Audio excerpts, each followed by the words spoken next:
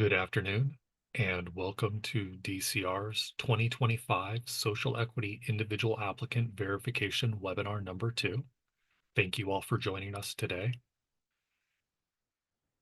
The Social Equity Individual Verification Program is a program designed to identify individuals and whether or not they meet the criteria to be considered as part of the city's social equity program.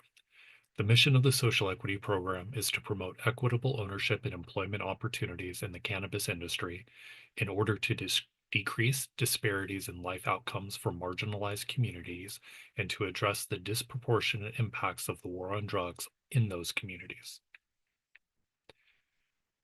Social equity resources that are subject to funding include the learning management system, one-on-one coaching, low bono pro bono services, and the California Equity Grant Fee Waiver Program. A link to the DCR website and the BLC programming is available through this presentation. In order to be verified, folks are going to have registered for an ACA Citizen Access or ACA Reference ID. If you are new to the ACA Citizen Access system, aka the DCR licensing portal, you'll have to navigate to the ACA website and then click on creating an account, which is located towards the bottom of the screen. You have to have an individual account in order to apply for verification.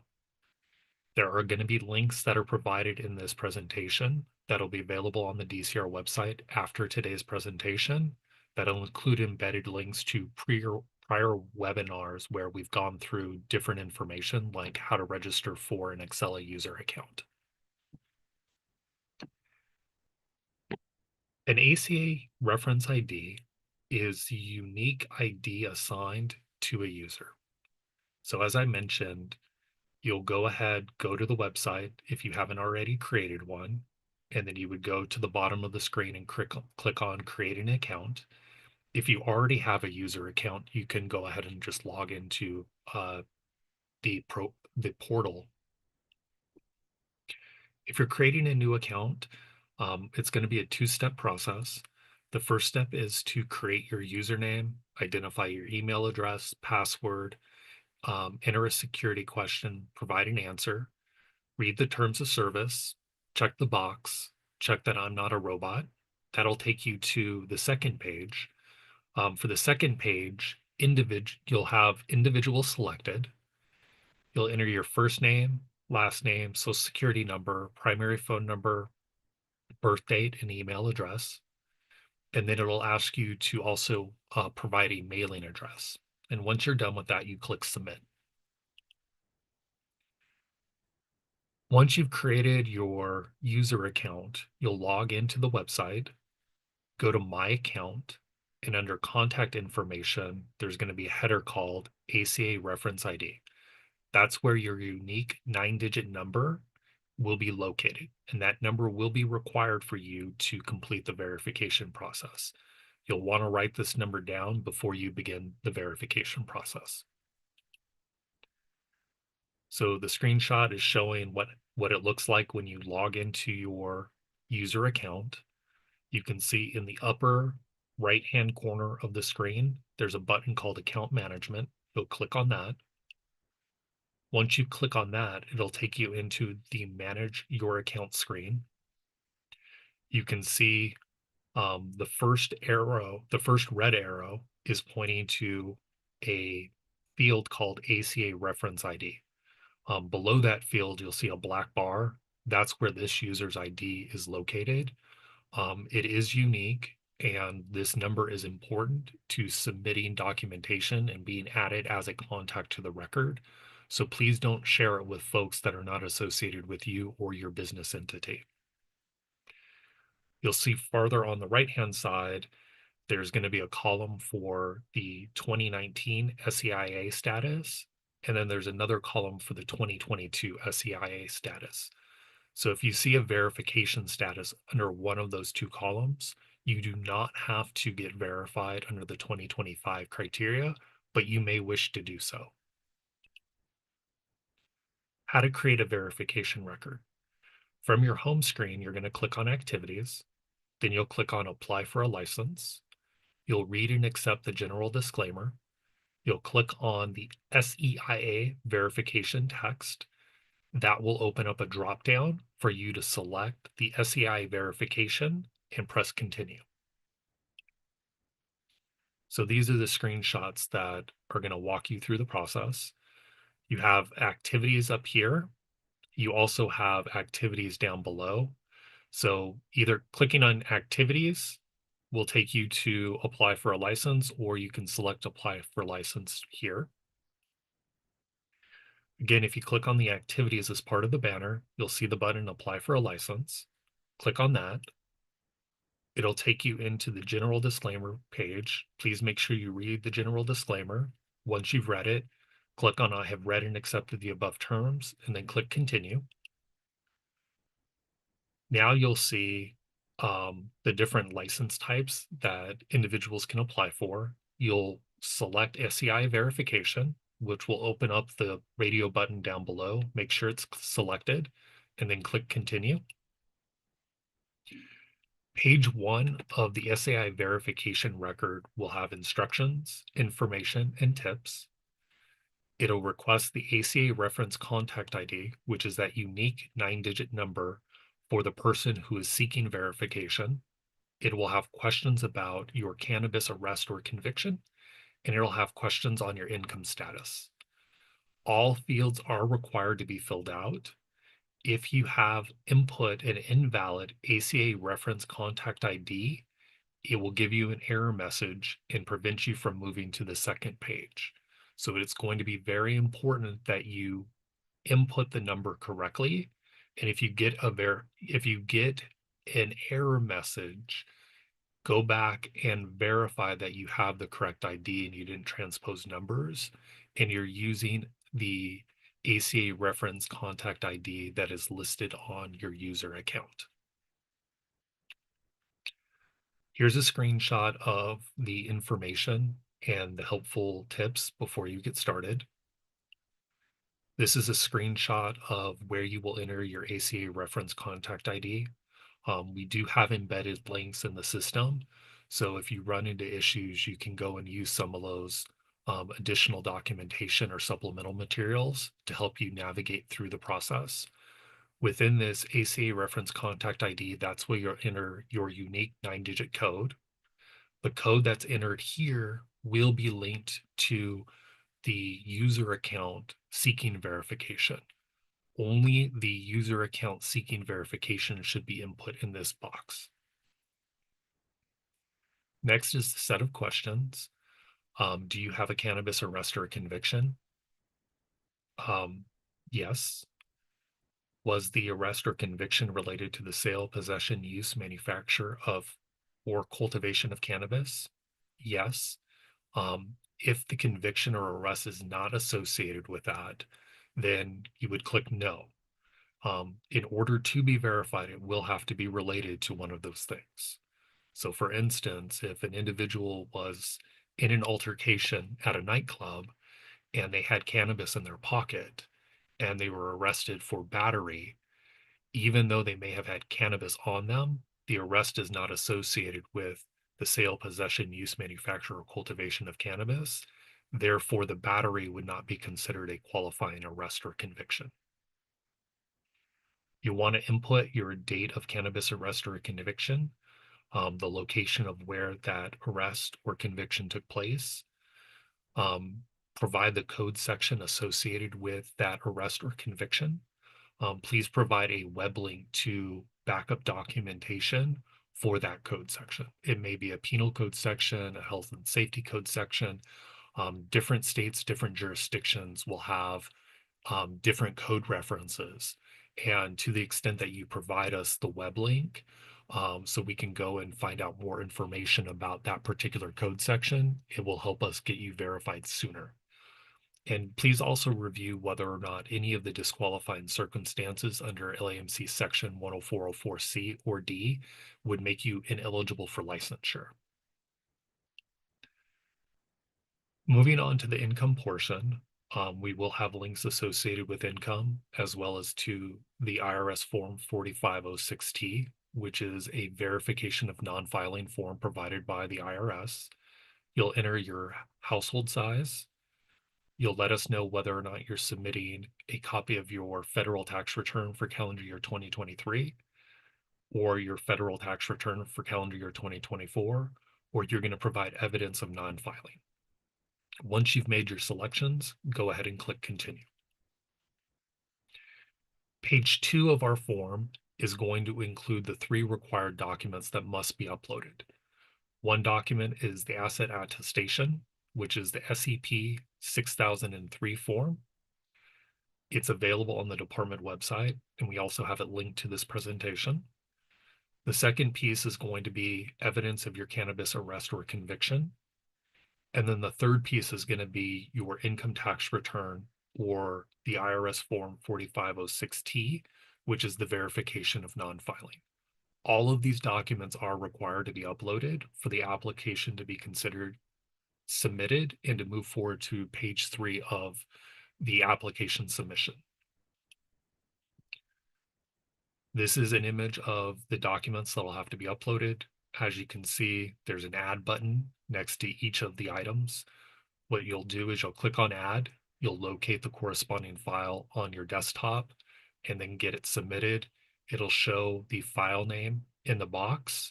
Make sure that you have the correct file name for each of the 3 document types before you click continue. Once you're done, please click continue.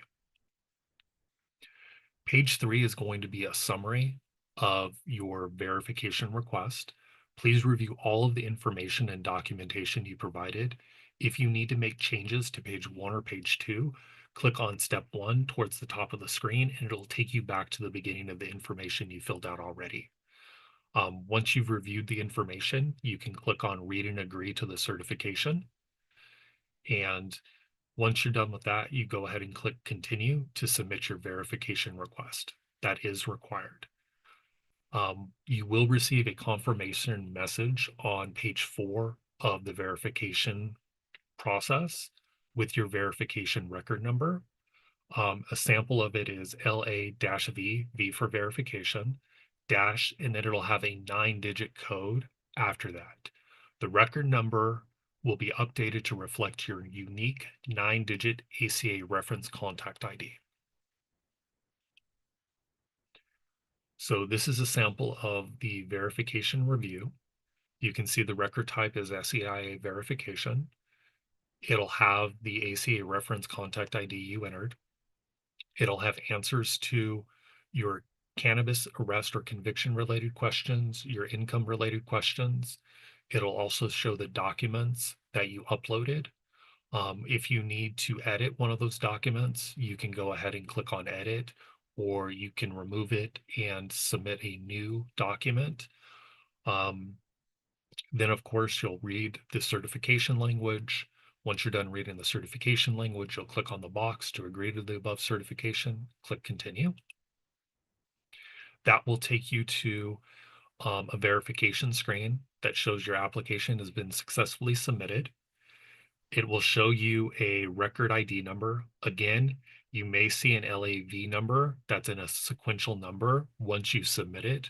We will be making sure that that gets updated to your unique 9-digit or ACAD reference ID number. And then you can go ahead and click on View Record Details. If you view record details, it'll show you the answers to the questions, as well as the documents that you've uploaded to the record. It's going to be important for you to make sure that you have visibility for your unique record ID number for your verification. You'll show a $597 outstanding balance. You will need to print that invoice in triplicate and take it to the Department of Building and Safety to pay within 30 days of submitting your verification request. When the verification record is submitted, an email will be sent to the ACA reference ID used for the verification process. The email includes a copy of the invoice for the $597 verification fee, which is due within 30 days, a guide on how to locate the invoice in ACA if necessary, and instructions on how to pay the invoice. DCR is only accepting payment of the SEIA verification fee through the Los Angeles Department of Building Services Development Services Center. Payment will not be available through the Office of Finance. In order to remit payment to the Office of Finance, they do require you to have a business tax registration certificate. And not everybody is going to move forward with actually submitting a commercial cannabis application after this process. So we're not requiring people to register for a business tax registration certificate or remit payment to the Office of Finance. So please make sure that you read the invoice carefully and you only take it to an LADBS Development Services Center to remit payment. This is an example of the email that you'll receive once the record has been submitted. Within the email, it does identify how you would pay your verification fee. This is an example of when you go into your verification record, you can see here under attachments, different attachments are uploaded, including the fees and payments custom report. That would be your invoice that you'll have to print. And then it'll have a copy of the email that was sent to the corresponding ACA account. If you need to upload additional documents, you can do so from the attachment screen. It will give you the option to add additional documentation while your record is set to waiting for payment or pending review. You do have the opportunity to add additional attachments to the record so that once the fees are paid and staff begin their review, they'll have all of the information and documentation available. So if you do, during the 15-day filing window, realize that you uploaded only the first page of your tax return, or when you scanned your tax return, it only scanned the first page or the one side.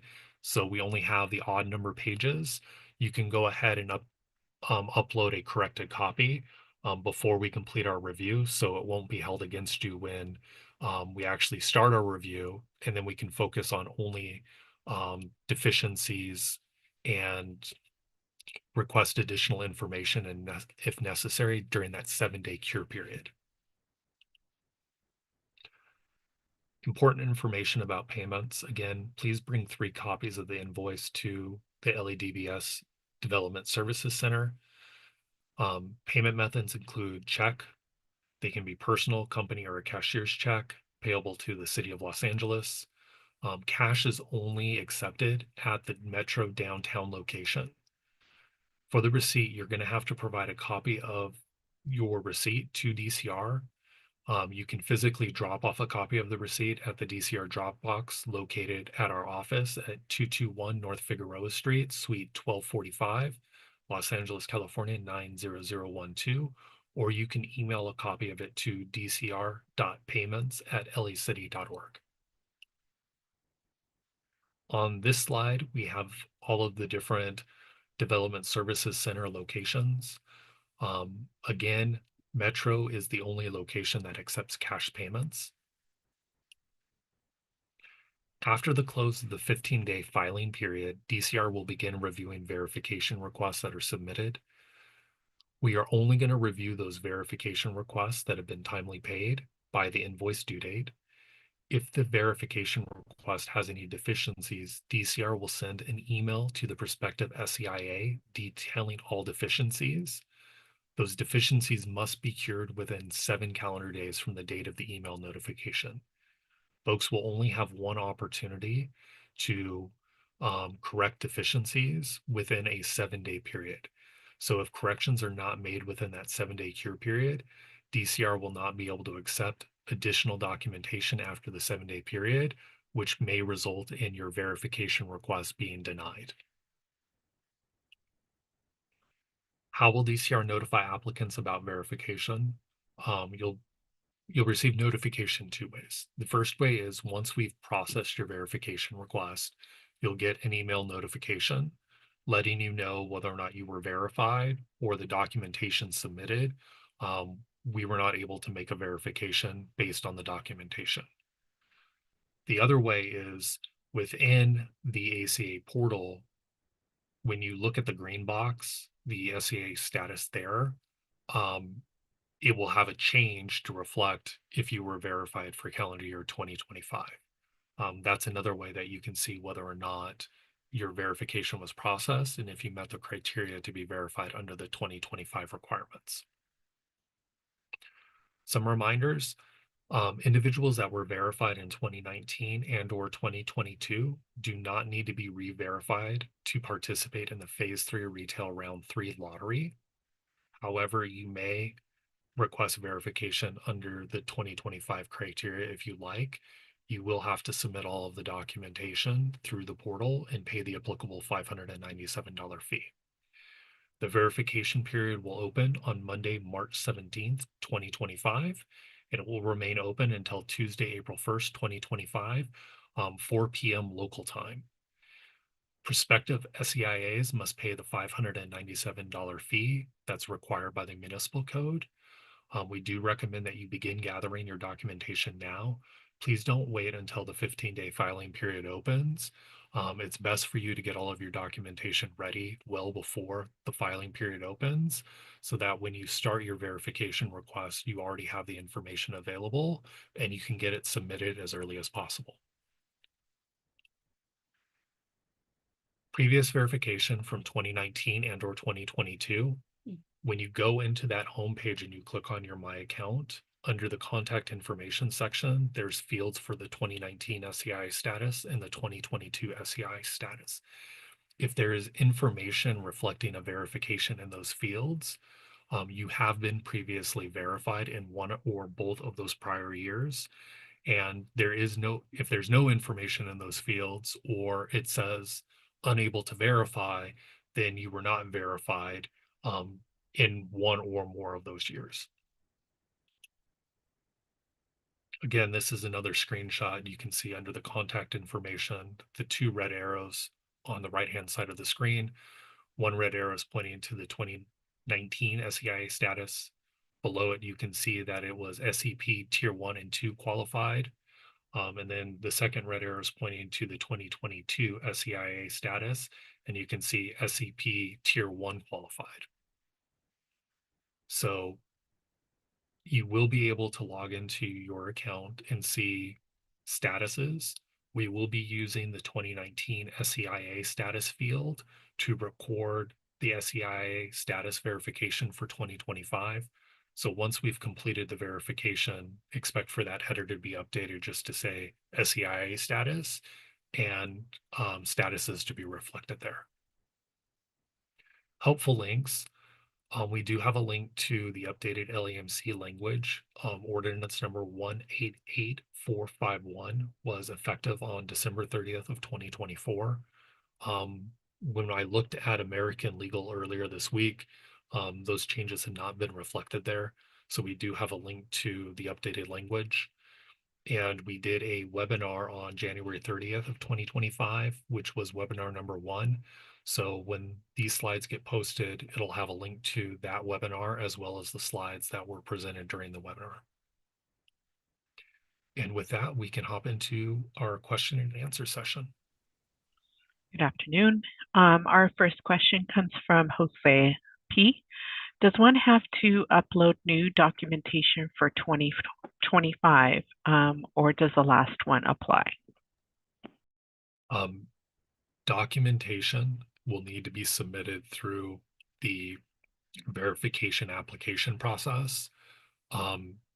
For your cannabis arrest or conviction, to the extent you were previously verified or you know it qualifies, you can upload that same information.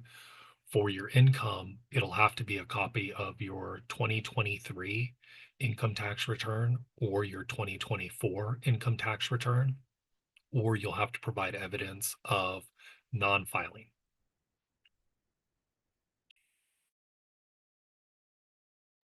Another question from Jose. Does one need this year's tax documents uploaded, or will the previous ones work? Tax documents from the 2019 verification process or the 2022 verification process will not work. You'll have to upload a copy of either your 2023 tax return or your 2024 tax return. From Ryan B. Are any difference from the past process? The criteria is a little different from prior processes. We're no longer doing review of disproportionately impacted areas. So there's no review of bills or where an individual lived. This process is focused solely on whether or not you have a qualifying cannabis arrest or a conviction, and you meet the legal requirement under to be considered low income. So there are only two criteria. People have to meet both criteria in order to get verified. And, of course, we're using more current tax return documentation than we used in prior years. Question from Seong K. How long is it going to take for the city to verify the candidates? It'll depend on the number of verification requests that get submitted. The code does not allow for us to begin processing until after the close of the 15-day filing period. And based on the number of verification requests that get submitted, it'll really drive how long it takes for us to complete this process. Let's see. Another question from, Brianna L. If I was arrested under HS 11379.6 A, specifically for THC, and not for any of the other controlled substances mentioned whatsoever, what documentation should I provide beyond the case summary? Will this code qualify? Can you give me the code section again so I can pull it up? Absolutely. It is HS 11379.6, and then in parentheses, the letter A like apple. Okay. I'm going to go ahead and I'm going to open this up and look at the text and then open up a secondary tab. So bear with me. Sure. Get that pulled up. Are you able to see the California legislative information page? Yes. Okay, perfect. I believe this is the right code section, 11379.6, and then A is this first one here. Matches. So just in doing a cursory review, it doesn't have cannabis in this exact language. It's referencing additional sections. So, users can use this section up here to do searches. So HSC is the health and safety code. And then you can look at these different sections and then click search, and then it'll bring up what's listed under each of those sections. So for the different codes, you can see I brought up all of the sections and, 11054 section A and section B don't specifically mention cannabis. Doing a control F, you'll see cannabis is mentioned under 11054, and it's mentioned under the subsection D, and it's 13, and then THC is listed under 20. So I believe the question was about the documentation that needs to be provided. We're we're going to need documentation. It may be a case summary. It may be detailed information about what you were specifically arrested for or what was found when the arrest was made, so that we know that it's tied to cannabis or THC. Because there are a lot of things listed under these sections, it's not immediately clear that it's cannabis related if you're cited under this section. There are penal code sections that are tied directly to cannabis, where anything cited under that section is definitely tied to cannabis, versus here, it's not going to be immediately clear. So we're going to need documentation that shows that your citation was tied to either cannabis or THC. And you can see here that 11.055, cannabis is not being mentioned in any of these things. 11.56, same, it's not here. So if your charging documents point to anything other than 11.054, it won't qualify because cannabis isn't one of the items under those sections.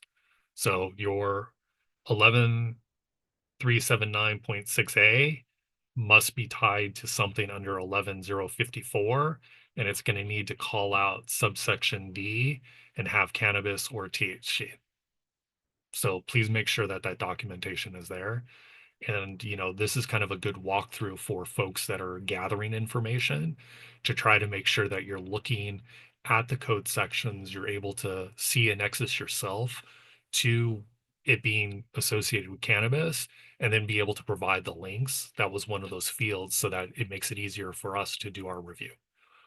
If it's not provided or we need to go to a different web page, that's okay. But you do have to provide us some way to find that documentation so that we can verify that it does meet the requirements. And I'll hop back into the Q&A session. Thank you. So our next question comes from Jashawn W. Where can I find assistance for SEIA verification? All of the information and the webinars are going to be posted on the DCR website. So I would recommend that you go to DCR's website, and then under the DCR events page, there will be quick links to webinar number 1, as well as this webinar posted within the next couple of days. From Shakima H. Should I reapply if I've been vetted already? If you were verified in 2019 or 2022, you don't have to get re-verified. I do recommend logging into your account and looking under the 2019 SEIA status and the 2022 SEIA status to make sure that your verification is reflected under one of those two fields. If it's not, it means that at least on that record ID, we don't have a record of you being verified in either of those years. From Brandon B. My cannabis offense is tied to a dirty drug test on active duty in the U.S. Marine Corps. Does that count? We would have to see the documentation. We would have to see the arrest documentation or the charging documents. And from Manuk A. I have all my paperwork already in the portal. I just need to be verified, correct? The answer right now would have to be no, because the verification filing process hasn't been opened. Folks will have to create a SEIA verification record, answer the questions on the record, upload the required documents, and pay the $597 fee if they would like us to review those documents for verification purposes. Anything that's already been uploaded into the portal, whether it was uploaded against an application record or your user account, is not going to be reviewed for the purposes of the 2025 verification process. Folks do have to create a record, answer questions, upload documents, and pay the fee in order for us to provide the service and do the verification. From Steve L. Are we automatically verified based on the last drawing? If you were verified under 2019 or 2022, as it reflects on your ACA user ID, you don't have to get re-verified. It's unclear to me what last drawing means. I don't know if that was the 2022 lottery or it was phase 3 retail round 1 from 2019. But if you have been verified and you see an earlier verification status on your user account, you don't have to get re-verified. If you don't see an earlier verification status, you can reach out to DCR licensing, and we can see if you were verified previously. I know there are places on our website that have the list of folks that were verified in 2022, and then the folks that registered for the lottery. We may update the website before we do this verification request just to kind of have a list of the folks that we know have been verified. But, you know, I don't know what that timing would look like, but we're hopeful to get something updated in the next 3 weeks. A question from Juan P. Will the licenses be proportionate to each group of applicants in each round? How many total licenses are there going to be in the lottery? We're getting a little bit ahead, but the application opportunities would be distributed proportionate to the size of each verification group for 2019, 2022, 2025. Folks would only be able to, request a lottery spot in one of those groups. We will have webinars later this year talking about the lottery registration process and how to go through and basically register for one of the 3 lotteries. So stay tuned for that later this year.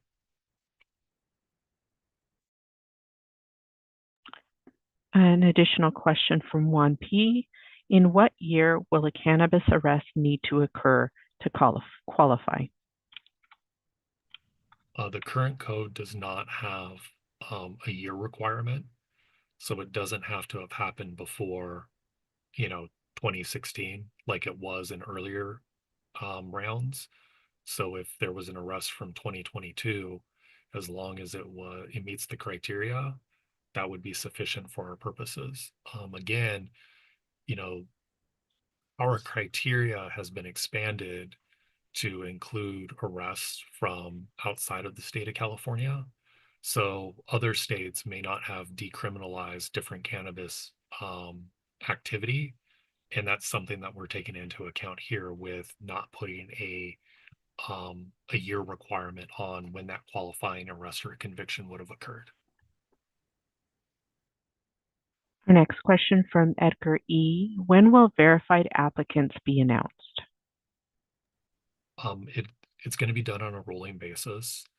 The email notification is going to be tied to the workflow that analysts are, using when they process a verification request.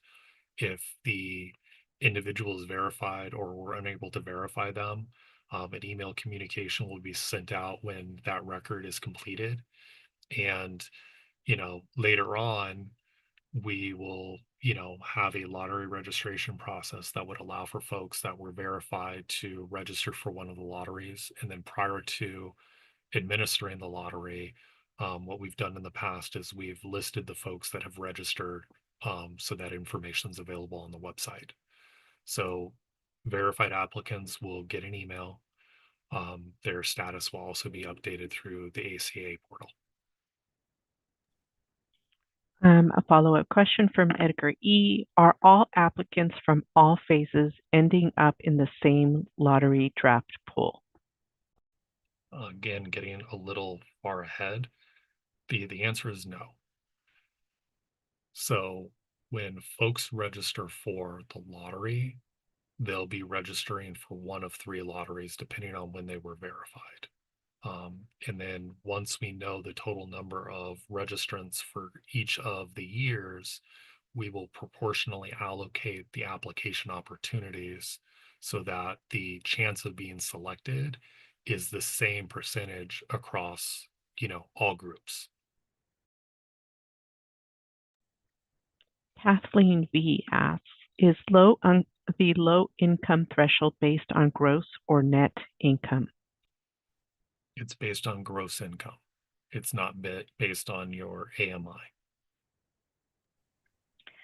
Let's see, from TMR, does a conviction as a minor count?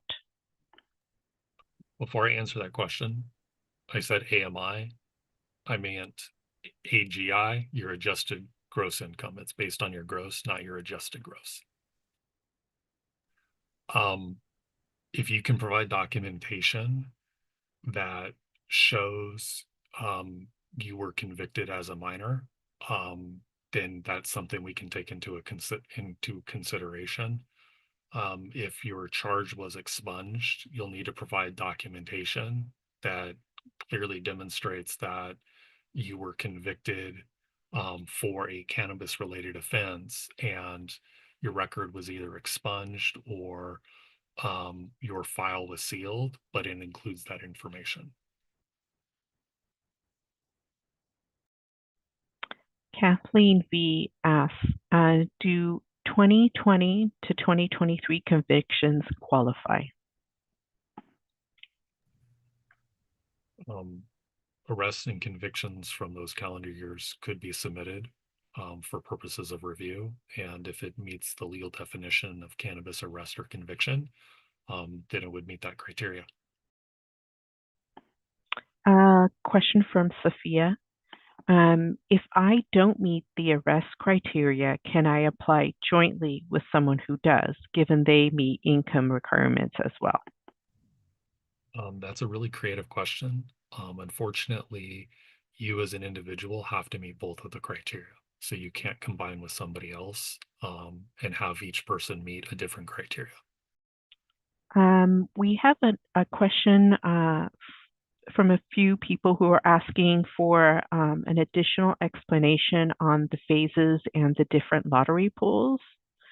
I'm wondering if you might be able to kind of clarify, perhaps. Sure. The Department of Cannabis Regulation verified folks under criteria in 2019. The policymakers amended those criteria for participation in the retail storefront application lottery in 2022.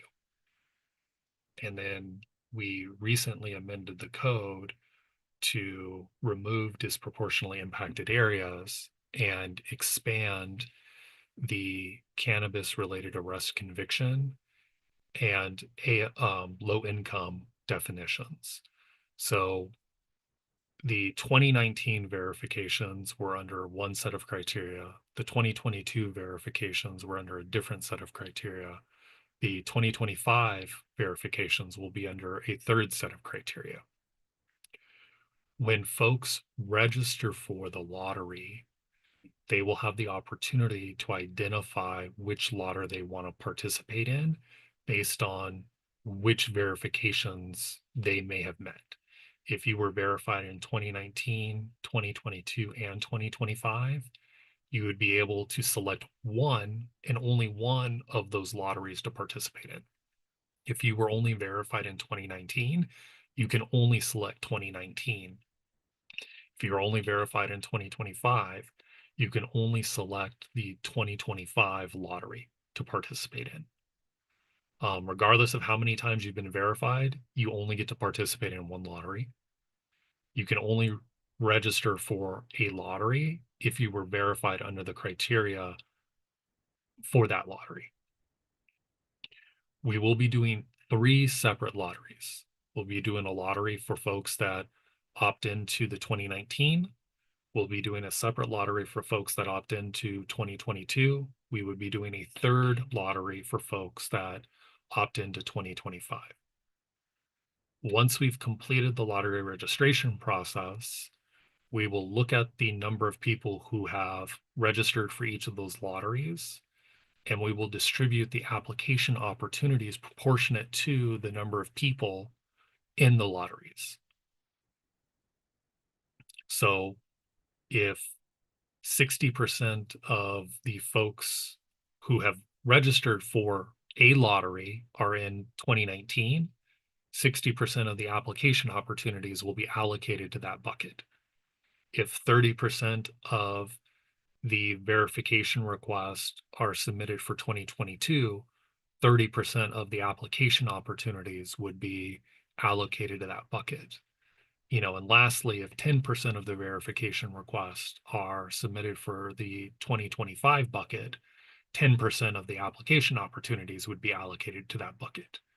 So your chance of being selected is the same, regardless of how many times you've been verified. across all of the verification periods, and there's a proportional allotment of application spots for each of them. So there's not going to be an inherent advantage to picking one or the other because we're not allocating the same number of applications to each of the buckets. It's going to be proportional to the number of people who register. And again, I know the question has come up, but that's something that we will address in much more detail as we get closer to opening up the lottery registration process, which would happen sometime in late summer, early fall. We got to get through the verification process. We got to get these requests verified. We've got to record the results. We've got to be in a position to update the website. And then we'll open up the lottery registration record like we did back in 2022. And then folks will have the opportunity to register for one of the lotteries. And in the lead up to opening that lottery registration record, we will do webinars just like we're doing now. We'll explain what the process is going to look like. And, those kinds of questions will most likely be addressed during those webinars as we get closer to that process. In the Q&A function, we have a few people asking about new arrests and why they are being considered for verification. The original code had a 2016 cutoff, and now we're in 2025, almost a decade later. There were folks that had been arrested or were going through the conviction process. We have folks that, may have been arrested in a different jurisdiction, or, the charging documents may have changed. For us, if you meet the definition of cannabis arrest or conviction, we'll be able to verify you. Let's see, a question from JM. If a minor was convicted in 2012, will that qualify? Maybe it'll really come down to the supporting documentation and whether or not the supporting documentation provided, clearly reflects that it was a cannabis arrest or a conviction for one of the activities tied to cannabis. I think we're getting one additional coming in, if you can bear with me for a moment. Sure. Just going back to that last question to fill dead space, like when the arrest or conviction occurred doesn't matter to DCR for review purposes. If it happened in the 1970s, if it happened in the 90s, early 2000s, 2010s, it happened in 2024, we're looking to see whether or not it meets the definition of cannabis arrest or conviction for one of the cannabis related possession, use, cultivation, etc. If you can demonstrate that it meets that criteria, we will verify you under that criteria, regardless of what year it happened in. Okay, question that just came in from JM. If I'm registered in all three verification windows, do I get 3 chances in the lottery? No, you do not. You will have to choose which verification window you want to register under. So there will be 3 different lottery registrations, one for folks verified in 2019, one for folks verified in 2022, one for folks verified in 2025, and you can only register for one lottery. And then Sophia is asking, why was the zip code or impacting areas criteria removed from verification criteria? The disproportionately impacted areas was the hardest criteria for folks to routinely submit documentation to demonstrate that they met the requirement of having lived in there for 5 years or 10 years. It was the least utilized of the 3 criteria, and it was the one criteria where there was not a clean nexus outside of the city of LA. The city doesn't have unlimited resources to do that kind of study nationwide. And when we looked at different federal programs, um, there wasn't a program that we could identify that didn't encompass the entire city of Los Angeles. Therefore, for administrative purposes, it didn't make sense to keep that as a standalone criteria. And consistent with some of the policy decisions that have been made since the implementation of the program, um, we focused on having the arrest conviction and income.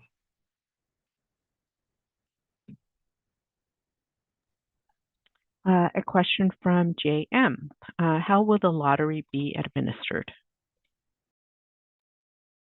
I would expect it to be administered in a similar manner to the way it was done in 2022. Again, we're getting a little too ahead of ourselves. We got to focus right now on just the verification process.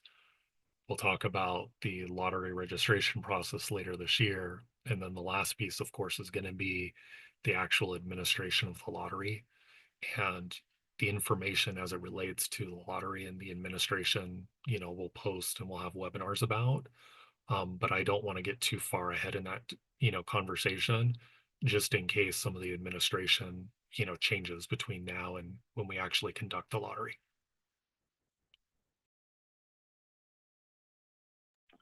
From MS, will Tier 2s be allowed to participate in the lottery?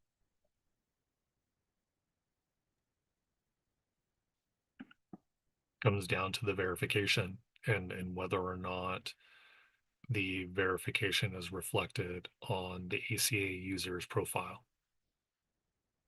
The only folks that wouldn't be able to participate would be folks that are identified as tier 3 because they are not themselves bona fide social equity individual applicants.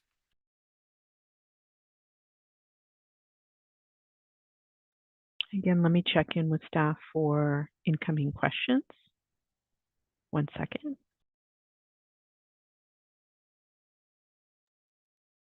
Okay, Jason, thank you so much. I think we have dealt with the questions in the queue and previously submitted.